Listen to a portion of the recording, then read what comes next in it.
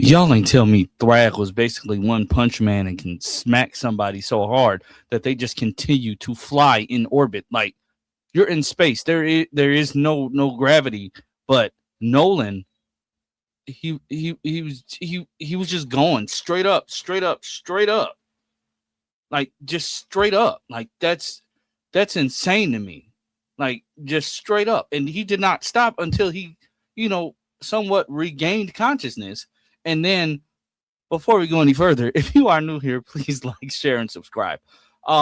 Episode 7. Let me turn this light on. Episode 7 of Invincible season 4. Again, thank you, Amazon Prime. Thank you, Prime Video, for allowing me the opportunity to see these episodes early. Episode 7 is a wild ride. And if you have read the source material, you know what I'm talking about. Me personally, I did not want to read ahead, but y'all didn't tell me that I knew Thrag was powerful. I did not know this man was basically the Infinity Gauntlet on steroids. Like you can't hurt this man. Like how do you defeat him? He's a tank. He's a tank without even trying. First of all, y'all complaining about Lee Pace doing this voice. He did an amazing job in this week's episode. He's walking around with Emperor Argyle's skull. First of all, we get the backstory to how he even came to power and all of that good stuff. Thetis being involved in all of that, and him wanting to show he's showing his softer side. He doesn't just want to conquer everything, but Thrag doesn't like that. What does Thrag do? Even before the Scourge virus, Thrag said that the Viltromites needed to eliminate the weak. What does that mean? That means every single Viltromite go to war and just tear each other apart like paper mache.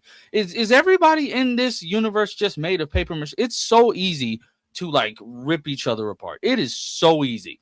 They tear apart like tissue paper. Wet tissue paper at that. It is so easy. Seeing the Viltromites just tear each other apart like that was crazy. And the fact that Thrag was just standing there and just relishing in that, he was enjoying that, is just crazy. Another thing that I liked about this episode was the fact that we saw the bond between Nolan and his sons. They all hugged as they prepared to go into this battle. And as they approached, well, they thought they were going to get the jump on them on planet Viltrum. They thought they were going to get the jump. They were hiding in the Thrag's army was hiding in the sea of Viltrumite bodies. And I mean, well, Thrag just came in like a freaking shark Hulk hybrid and just tore Thetis' head off. Mind you, Thetis, he's ripped, but he just got his head ripped off his body. Like that is just that was just mind blowing. Thrag punched through Oliver's face and ripped his arm off like it was nothing. Did not let Mark even get a chance to get to his little brother, because that's all he wanted in that moment, was to get to him and save him. He asked Alan to do it. Alan and Zoe, man, this fight was brutal because of all the other Viltrumites. They just came in handy with those aliens. He came in handy with those aliens, but even they were getting torn apart. They were doing some tearing apart, but even they came, and then that gun. Let's talk about, that gun. That gun was crazy. That gun goes crazy. It's just going through. It's going through Viltrumites like they're butter. They're butter, and that's needed. I see why this team was assembled. I see why it was assembled, and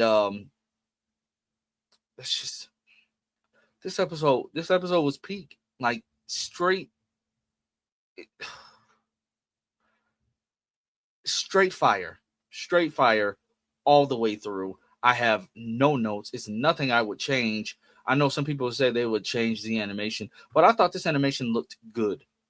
Did we see that Nolan almost died? Yeah, that was crazy. Battle Beast is freaking hilarious. When they were, sitting waiting to arrive there, and they were talking about what would be their last meals, and Battle Beast said it would be his blood after a grueling battle, and everybody just looked at Cuz like, "Are you all right?" That's just crazy to me. But Battle Beast, he's one of my favorite characters, and I'm already knowing what his fate is gonna be, which sucks. But all in all, I thoroughly enjoyed this episode. Again, thank you, Amazon. This episode was peak television, the penultimate episode to this season. This season went by way too fast for me. Way too fast. We need more than just 8 episodes. I'm gonna just say that. We need more than just 8 episodes. Seeing 3 Viltromites fly through planet Viltrum, like they were just like power diving through a pool, like with like nothing stopping them, with the help of Space Racer, of course. That was peak in this episode. When I say this episode had so many peak moments, that's what I mean. To see that animated was great, and the animation was great. Their uniforms were were burning off their body. Mark was screaming because it hurt so bad. But Nolan said, tight formation. We have to do this. We got to keep going. I love how he took charge, and I love how Mark locked in, and Noah was like, yeah, Dad, you're different now. I feel something different. He like that's what's going through his head. He locked in, him, Thetis, and Nolan outright. They locked in. They barreled through that with the help of Space Racer. And even Thrag tried to catch up. Nobody could understand what just happened. Which led Thrag to, tear off Thetis' head and punch through Nolan like he was a piece of tissue. And he was about to, squish Mark's eyes out. I mean, he did just rip off Oliver's arm and punch off half his mouth. So, I mean, that wouldn't have done it. I mean, that wouldn't have phased him at all. But peak. Oh, my God, peak. Peak. We had a lot of great episodes. Zoe trying to talk to Mark and Nolan, even though they were deep in thought, so they didn't even realize that she was there. It wasn't to be disrespectful, but they were just, they were in deep thought about what's to come. They're about to be in the battle of their lives. Literally. They almost died. But with Thetis gone, that does elevate Alan to the leader of the coalition or whatever. So I've heard some stuff about Alan that's to come in the next few seasons, and he's kind of going to be on my list. I'm watching him. I'm watching him. But let me know what you guys thought about this episode. Like, share, and subscribe, and I'll catch you all next time.